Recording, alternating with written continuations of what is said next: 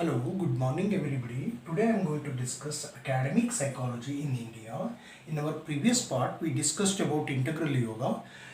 Today we will look at some of the glimpses about academic psychology in India. What are the components? How academic psychology took place in historical context. Generally, we categorize academic psychology in India, two components. One is pre-independence and another one is post-independence. We will see one by one what are the important influence in academic psychology and Indian psychology also, how it develops and what are the factors which leads to development of psychology and academic psychology also.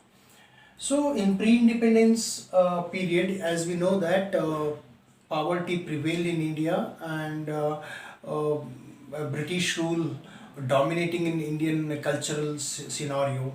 So in pre-independence India, we can take around 1900 to 1940 to 1950. So in this context, most of the Indian philosophers influenced our psychological context. So most probably we can say that Swami Vivekananda, the thoughts of Swami Vivekananda influenced a lot on modern India, as is Vedantic philosophy. So Swami Vivekananda urged all modern constructions. He making Ramakrishna mission, and he asked the people to overcome the poverty. The basic reasons for poverty is our ignorance. So apart from Aurobindo, as we discussed on integral yoga, he was one of the good philosopher, and he has also contributed giving the concept of integral yoga.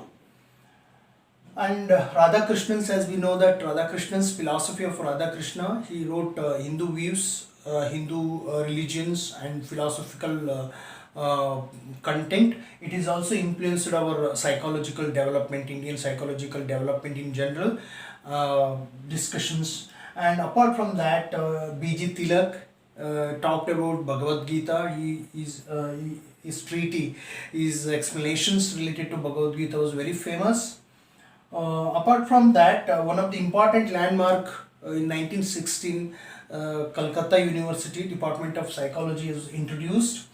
N.N. Sen Gupta, Department of Psychology. Basically, it is experimental in nature. Most of the earlier stage, pre-independence, it was started as a experimental psychology. So N.N. Sen Gupta was one of the first, department, head of the department in Department of Psychology, Kolkata. It was one of the important development of pre-independence, we can say. So we will discuss on later one by one what are the developments took place in year wise, because examination purpose there is also a question can be coming to in the chronological order. We have to say that some of the important landmark in developing the history of Indian psychology. So we coming to the forced independence. In forced independence, which is a very important changes took place in this period, in between 1940 to 60. It is a very national important national institutions also developed related to mental health and even psychological problems in national level. So and that line, 1954, the Bureau of Psychology was formed in Agra, uh, Allahabad.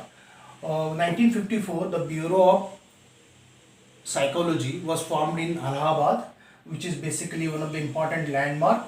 And 1955, NIMHANS was founded, National Institute of Mental Health and Neuroscience, which is made by autonomous body. And right now it is one of the deemed university which works about National Institute on Mental Health.